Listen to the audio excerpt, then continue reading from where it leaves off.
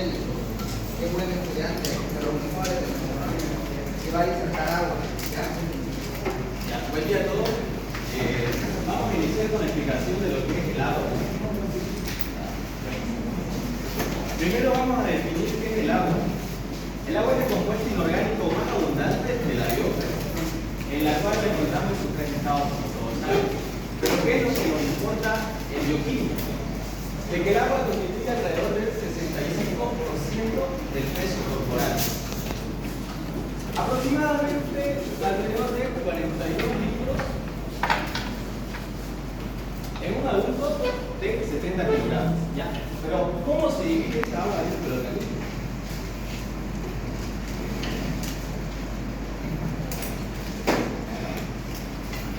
El agua se divide en dos compartimentos, un compartimento intracelular y un compartimento extracelular. Intracelular constituye las 2/3 partes de la cantidad total de agua. El extra es el tercio restante. Esto aproximadamente equivale a 28 litros. El tercio restante de lo que es el agua extracelular se divide en tres: intravascular,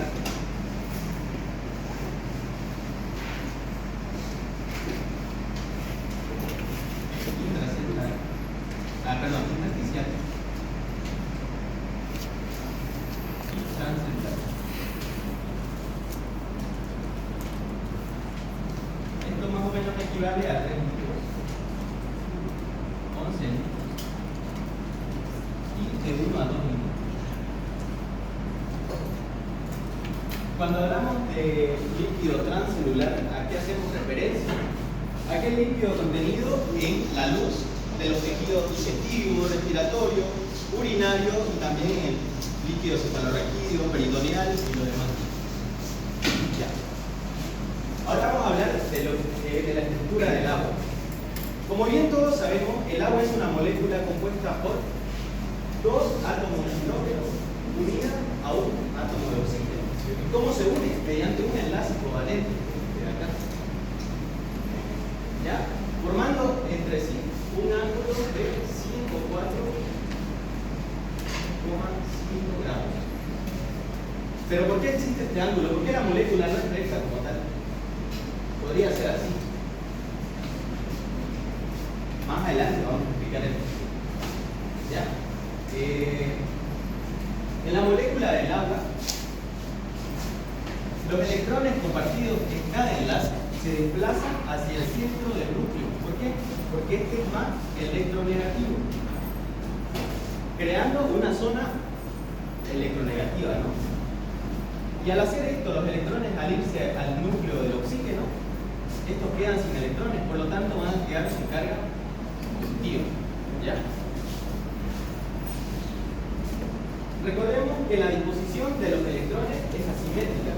Vienen así: electrón negativo, electrón negativo. Y esto hace que el agua adquiera una forma de tetraedro y se convierta en una molécula polar. ¿Dónde se encuentra la carga negativa? En el vértice de la molécula, en este caso, ejemplo. Y la carga positiva nos dice que se encuentra en la línea de unión de ambos núcleos de los hidrógenos. Es por eso que al agua se lo conoce como una molécula dipolar. Y ahora vamos a explicar por qué no es dispuesta en línea recta. Si esto fuese así, la carga positiva se iría al centro, al oxígeno, y se contrarrestaría con la carga negativa y quedaría como una molécula apolar. Aquí está lo que expliqué del ángulo. Y ahora vamos a hablar de los enlaces de puente de hidrógeno. Aquí lo veré.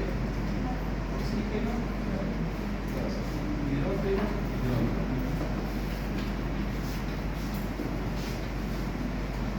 Recordemos que aquí hay dos electrones. ¿En qué consisten los puentes de hidrógeno? Los puentes de hidrógeno consisten en la unión molécula de agua con otra. ¿Gracias a qué? A que la carga positiva de los hidrogeniones, o de los hidrógenos, perdón, en este caso, es atraída por la carga negativa de otra molécula de agua, en este caso del oxígeno. Se atrae. Y es ahí donde se forma un enlace. Y ese enlace se lo conoce como puente de hidrógeno. Lo mismo aquí. Es atraída por otra carga negativa de otro oxígeno. Y aquí, si tenemos una carga negativa, ¿a qué carga atraería? Positiva, ¿no? En este caso, ¿de qué molécula? ¿O de qué átomo, perdón? De hidrógeno, perfecto. Y aquí lo mismo.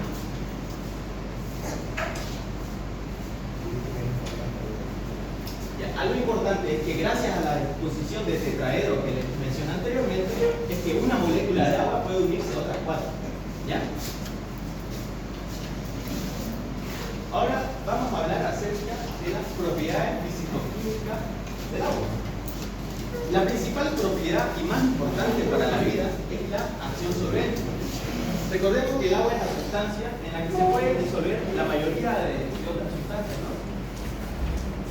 Gracias a una propiedad que se llama la formación de los puentes de hidrógeno. ¿Ya? ¿Pero con qué compuestos se unen? Con compuestos iónicos, los cuales son solubles en agua, y un ejemplo sería la sal. Al unirse puede disociarse y soltar todos sus componentes. Con otro compuesto que se puede unir es con los compuestos polares no iónicos, como el alcohol, aldehído y cetonas.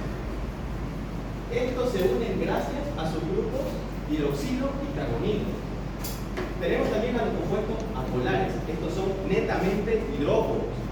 Pero se pueden unir otros compuestos que son compuestos orgánicos no polares o poco polares, como el benceno, el tetracloruro de carbono y el cloroformo. En un ejemplo de esto tenemos los hidrocarburos. Recordemos que la gasolina nunca se va a mezclar con el agua, tampoco el diésel. Y por último tenemos los compuestos antipáticos o antifílicos. ¿Por qué se caracterizan esto? Porque tienen un extremo que es hidrógeno. Y otro hidrógeno. Cuando estos compuestos los sumergimos en una solución acuosa, este polo tiende a irse a la superficie o bien sumergirse, mientras que este todo el tiempo va a tender a salir. Otra de las propiedades físico-químicas es la elevada fuerza de cohesión. ¿Qué entendemos por cohesión? La cohesión es la atracción de una molécula por otra de su mismo tipo. En este caso, el agua tiene una elevada fuerza de cohesión. ¿Por qué? Por la capacidad de formar puentes de hidrógeno. Tenemos la elevada fuerza de adhesión. También está en relación con los puentes de hidrógeno, pero en este caso se une a otras moléculas polares. Y junto con la cohesión se forma un fenómeno llamado capilaridad. ¿Y qué es la capilaridad? Es cuando nos dicen, ¿no? Sumergimos un capilar en agua y este tiende a elevarse por las paredes hasta llegar a la superficie. Después tenemos al gran calor específico. Recordemos que todas las propiedades del agua se basan en la capacidad de formar puentes de hidrógeno. En este caso, el agua es capaz de absorber grandes cantidades de calor, las cuales las usan para romper sus puentes de hidrógeno y a su vez actuar como un regulador térmico. Y por último tenemos las propiedades de elevado calor de vaporización, lo mismo con sus puentes de hidrógeno. Se requiere una gran cantidad de calor y de energía para romper los puentes de hidrógeno y a su vez una gran cantidad de energía cinética para convertir el agua de líquida a gaseosa. Funciones bioquímicas y fisiológicas del agua. La primera, ¿cuál es el soporte o medio donde ocurren las diferentes reacciones del metabolismo o metabólico? Dos, es el disolvente universal, como anteriormente ya habíamos mencionado. ¿Por qué es el disolvente universal? Exacto. En otras palabras, porque tiene la capacidad de formar puentes de hidrógeno con diferentes sustancias, ¿no? Recordemos, algo que recalcar, no solo los puentes de hidrógeno no solo son exclusivos del oxígeno y el hidrógeno, También en este caso puede entrar el nitrógeno y formar puentes de hidrógeno con el nitrógeno. ¿Ya? Como cuarta función, como tercera función tenemos el amortiguador térmico.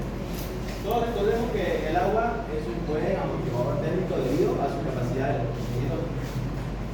Transporte de sustancias, es una propiedad solvente. Después tenemos a los lubricantes amortiguadores de roce entre órganos. ¿Qué líquidos podemos nombrar acá que evitan que los órganos rocen? Líquido pleural, líquido peritoneal. ¿Qué otro líquido? Perfecto. Siguiente.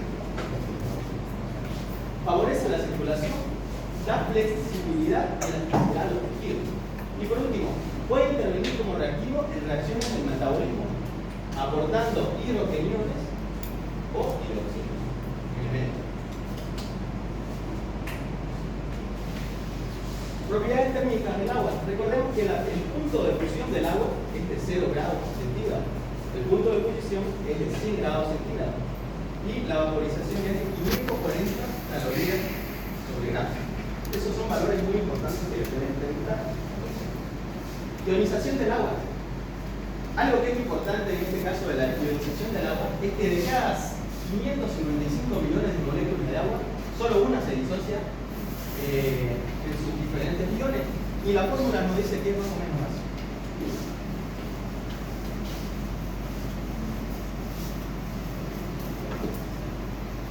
Tenemos una molécula de agua.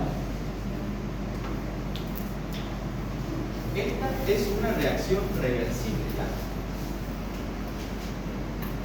Y al referirse con disociarse en sus iones, es que esta molécula se va a separar en un grupo hidrogenio más grupo hidroxilo. Con eso nos referimos a la disociación del agua en sus diferentes iones. Recordemos que esto es positivo y esto es negativo. Aunque la fórmula más correcta sería realizándolo con 2 moléculas de agua.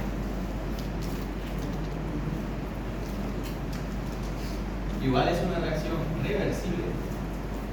Y en este caso se dice.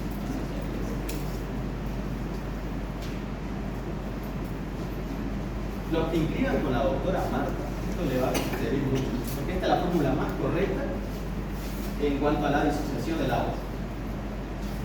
Bueno, eso sería todo en cuanto a agua. ¿Tienen alguna duda? Disculpen. ¿Todo claro? Perfecto, gracias.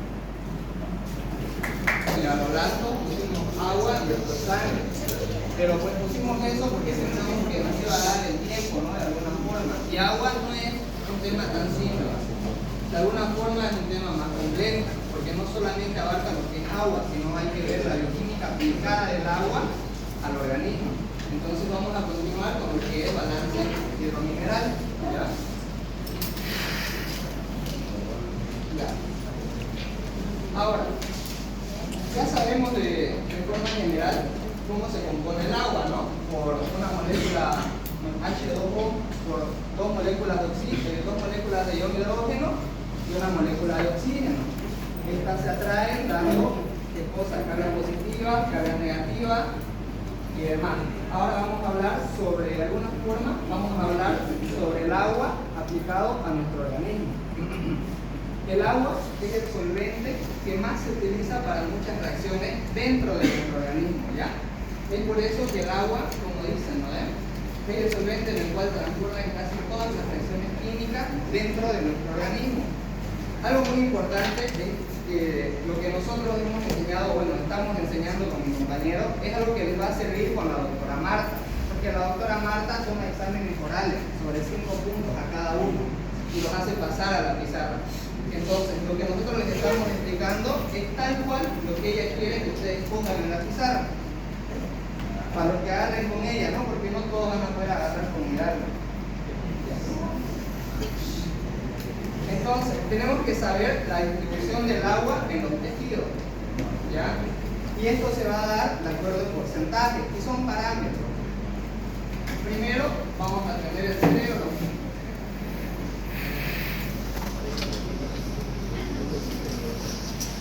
Que es un 90%. Después tenemos el hueso, bueno, los huesos, que están representados por un 22%.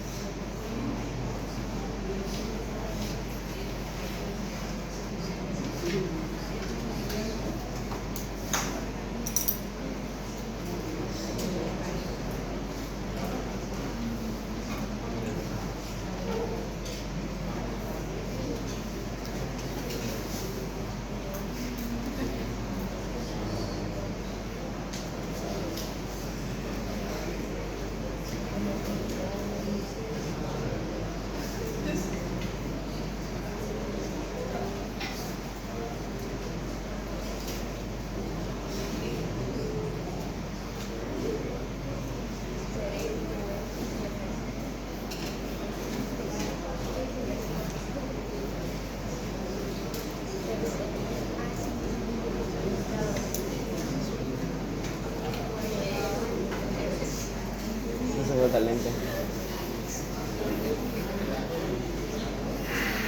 El cerebro va a estar compuesto por agua en un 90%, los huesos en un 22%. Después de los huesos vamos a tener a los músculos en un 75%, tejido adiposo 10% y a la piel en un 72%. Lo que es el hígado va a estar representado por agua en un 68%, los intestinos en un 74% y los riñones en un 82%. ¿Por qué les enseño esto? Porque esto es la distribución de agua en los distintos tejidos del organismo. Otra vez, se agarran con la doctora Marta y los llama para su examen práctico, ella los va a hacer pasar adelante y les va a decir: distribúyame la distribución del agua en los tejidos. Y ustedes tienen que poner prácticamente eso. Y no pueden fallar en nada, porque de 5 si no tienen 3 o difícil que tengan.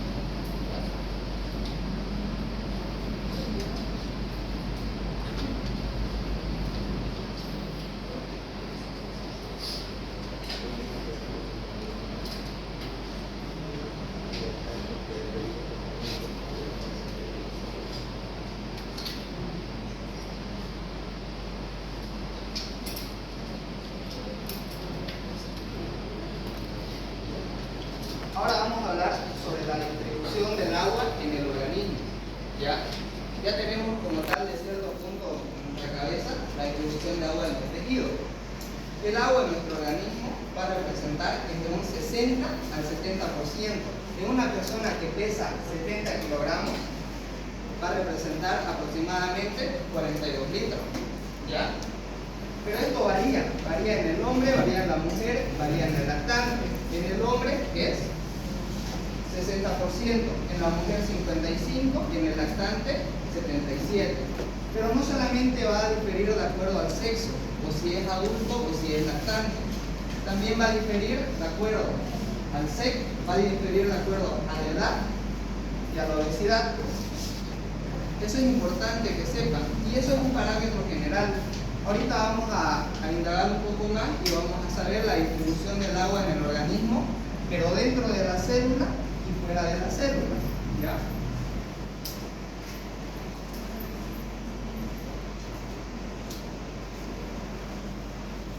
La distribución.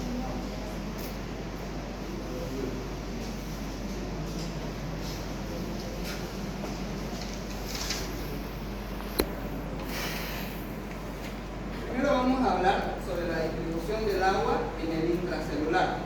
¿Ya? Como sabemos, es aproximadamente, de forma general, ¿cuánto? Un 42%.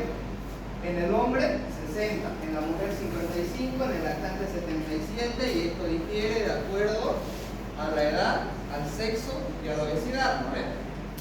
Ahora vamos a indagar a lo que sería su distribución en el intracelular. El agua en el intracelular, o sea, dentro de la célula, va a estar delimitada por la bicapa fosfolipídica, que es la membrana plasmática. Se va a encontrar en su mayoría, en la totalidad que podemos ver ahí, se va a encontrar ¿dónde? Dentro de la célula, que serían 2/3. ¿Ya? Y también va a variar de acuerdo al hombre, a la mujer y al lactante.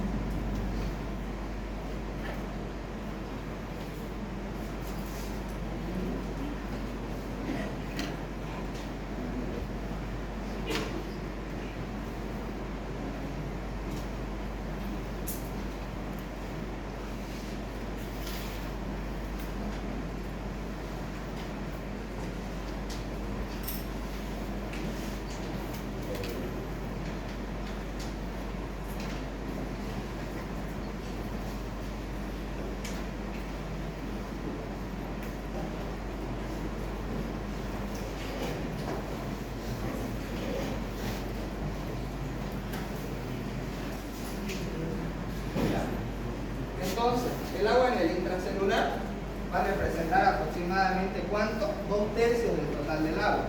¿Ya? En el hombre, ¿de cuánto? Del 60, 45. En la mujer, del 55, 40. Y en el lactante siempre es más, en este caso va a ser 48. De los 42 litros que mencionamos anteriormente, 28 litros se van a encontrar en el intracelular. Entonces, esa sería la distribución del agua dentro de la célula. También tenemos la distribución del agua en el extracelular.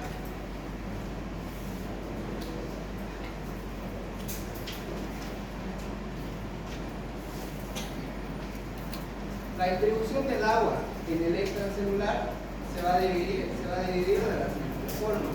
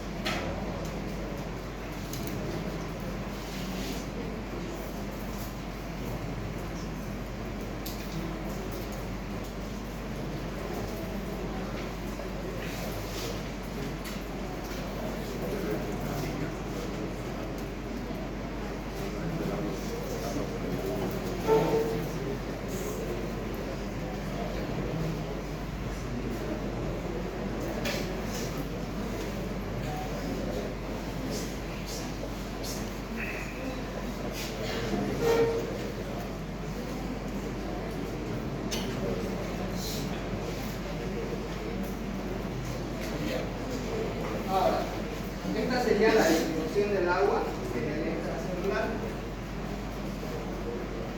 ¿Por qué está así?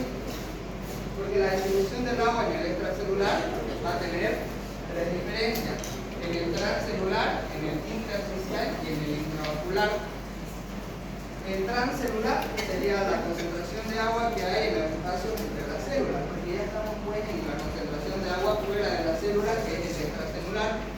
Y esta se va a encontrar en la luz de qué tejido: tejido urinario, tejido digestivo, tejido respiratorio y líquido cefalorraquídeo. Aproximadamente equivale a 1 litro la distribución del agua en el extracelular. Ahora, la distribución del agua en el líquido intersticial va a representar en hombres 10%, en mujeres 10% y en lactantes 24%. En litros nos va a representar aproximadamente un 11%. Y en el intravascular, en hombres 5%, en lactantes y en mujeres lo mismo 5%. Y en litros se va a representar como 3 litros. Si nosotros sumamos los 28 litros más los 15 litros, nos da un aproximado ¿a qué? Al total del agua que vimos a un comienzo, ¿no ves? Que eran 42 litros. Entonces, ya sabemos de alguna forma la distribución del agua de forma general, la distribución de agua en el intracelular y la distribución del agua fuera de las células, que sería el extracelular. Cualquiera de estas tres distribuciones les va a preguntar a la doctora Marta. ¿Tienen alguna duda o les puedo explicar o se los puedo explicar algo hasta ahí? ¿Está todo claro?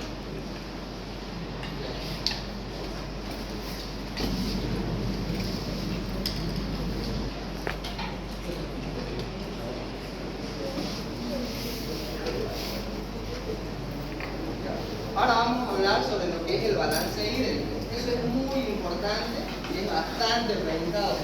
Yo me acuerdo que en el examen de fisiología, yo pasé con el doctor Méndez, en el examen de fisiología que tuvimos con el doctor Méndez, entraron preguntas de eso y yo por esto lo respondí, no porque el doctor me había enseñado, ¿ya?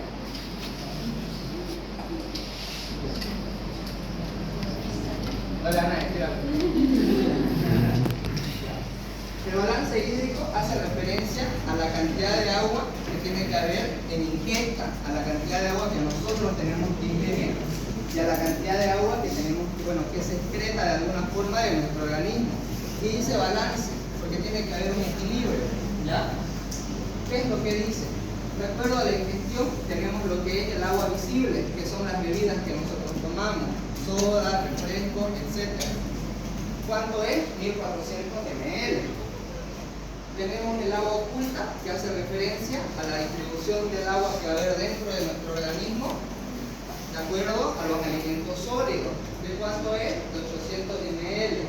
Y el agua de oxidación, que es el agua que se produce como resultado de ¿qué? Del metabolismo, que es de 300 ml, dándonos un total de ¿cuánto? 2500 ml. Y eso sería, ¿qué cosa? La ingesta de agua que tenemos que tener, que un valor aproximado es de 2000 a 2500 ml, de 2 a 2 litros y medio. Ahora, tenemos lo que es la excreción del agua. Tenemos a lo que se conoce como pérdida obligada o insensible, que es el agua que nosotros perdemos a través de la piel, como la sudoración, o en los pulmones. En los pulmones es 500 ml y en la piel 350 ml. Después tenemos lo que se pierde en la materia fecal, que varía de 100 a 150 ml a través de la orina, 1400 ml, dándonos un valor aproximado de 2450 ml de excreción de agua por día. Entonces, el balance hídrico hace referencia a la ingesta de agua y a la pérdida, que es de 2000 a 2500 ml. Estos valores igual tienen que aprendérselo de memoria, que no solo les sirve para biología.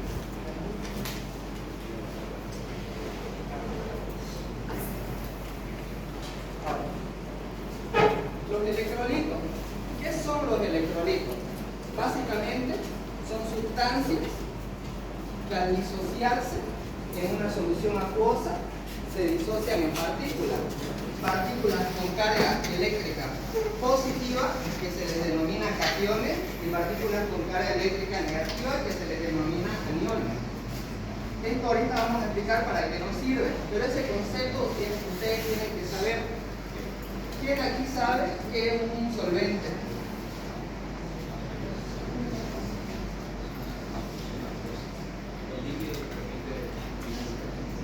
Exactamente, ¿qué es una solución?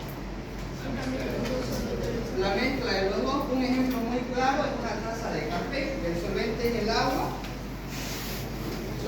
el soluto es el café, y el resultado, que sería la taza de café, sería la solución, ¿no ves? Es lo mismo, es la misma explicación con esto de los electrolitos. Cabe recalcar que los electrolitos tienen la capacidad, o le dan la capacidad al agua de transporte de las corrientes eléctricas, ¿ya? Ya lo que sí o sí ustedes tienen que saber es la composición química. Aquí tenemos a los principales electrolitos,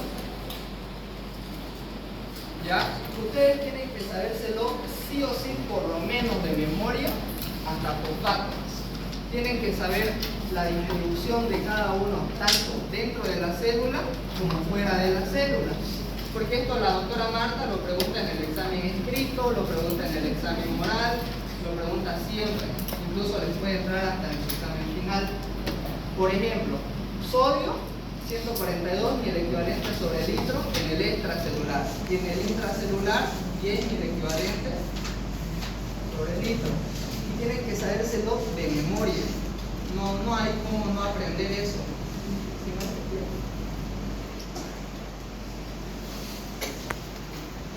La osmolaridad plasmática. Ya.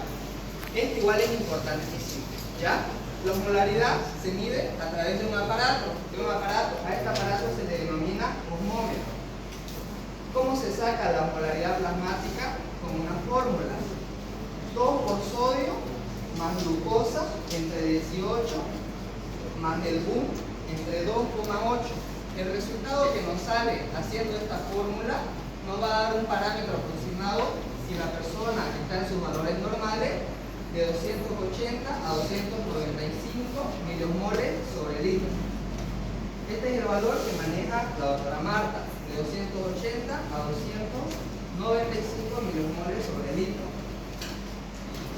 Eso es lo que es la osmolaridad plasmática. No se tiene en prioridad esto. 2 por sodio más glucosa entre 18 más el BUM entre 2,8.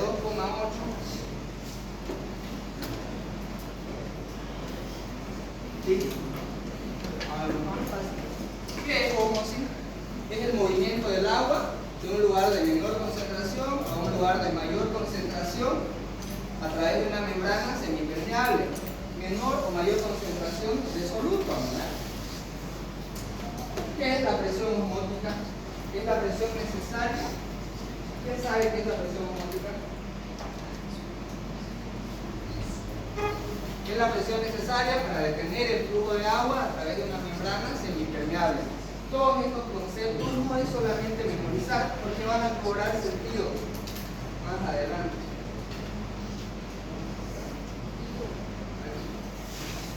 Entonces, como ya sabemos, ósmosis es el movimiento del agua de un lugar de menor concentración a un lugar de mayor concentración ¿de qué?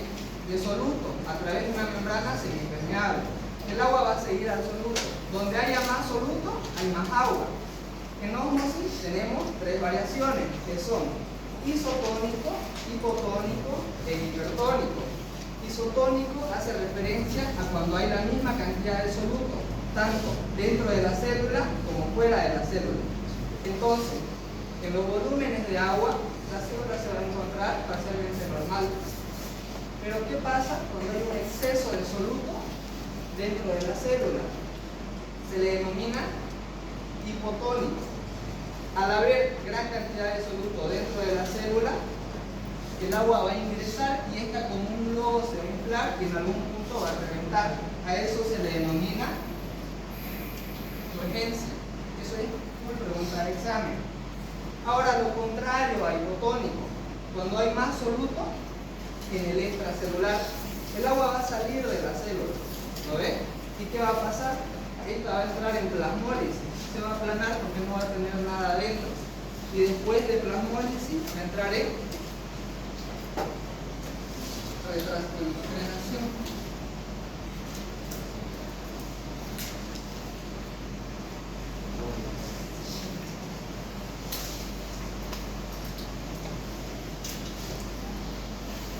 Igual es pregunta de examen. Entonces ya sabemos isotónico, hipotónico e hipertónico, ¿no ves?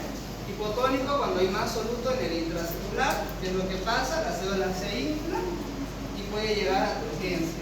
Hipertónico hay más soluto en el extracelular, se vacía la concentración de agua de la célula y esta se va a aplanar, dándonos plasmólisis y como consecuente retracción, también denominada crenación.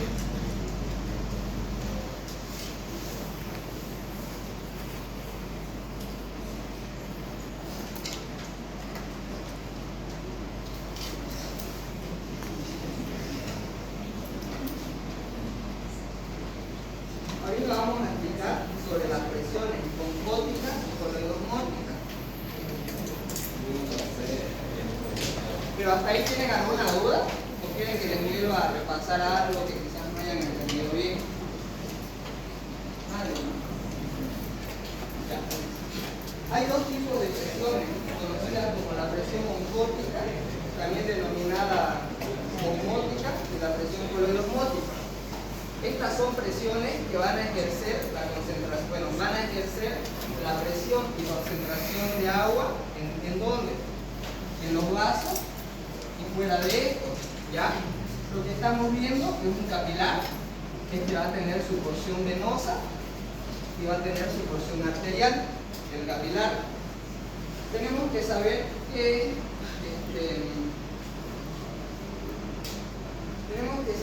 qué es presión hidrostática, qué es presión osmótica, también denominada coloidosmótica. La presión hidrostática hace referencia, es una fuerza que hace referencia a la salida de agua de los vasos sanguíneos. La presión hidrostática va a ejercer la salida del agua a través de ¿dónde?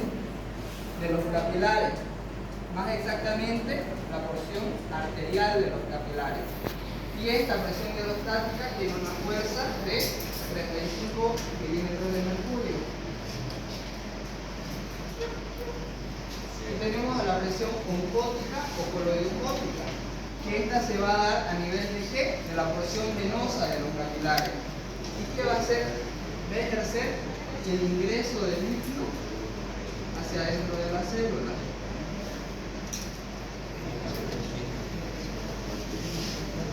Es muy importante que sepan eso. ¿Cuál es la diferencia entre la presión osmótica o coloidosmótica y la presión hidrostática?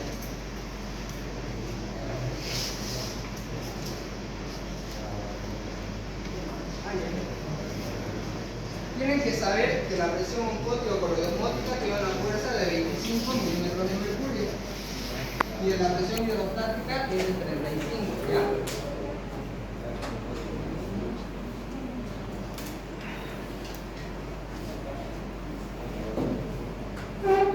Entonces ya hablamos sobre prácticamente todo agua y quizás ahorita lo ven difícil, pero ya tienen una idea. Lo que nosotros dos les explicamos es lo que sí o sí la doctora Marta les va a preguntar en este tema, porque no hay más. Mayormente, el primer tema, que es agua, y otro tema es de donde saca las preguntas para el primer examen práctico, ¿ya?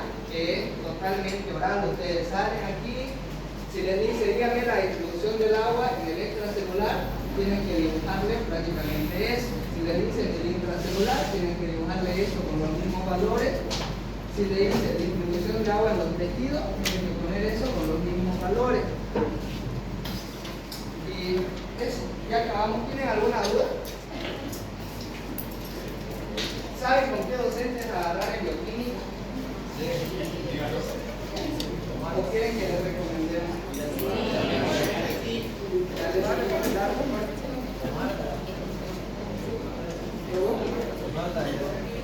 ¿Qué pasó con Marta? Él fue la nota más alta de Marta. Bueno, en cuanto a la doctora Marta, ya ven más o menos cómo es lo que avanza. Muy molecular, pero son cosas que a la larga puede servir y a la vez no.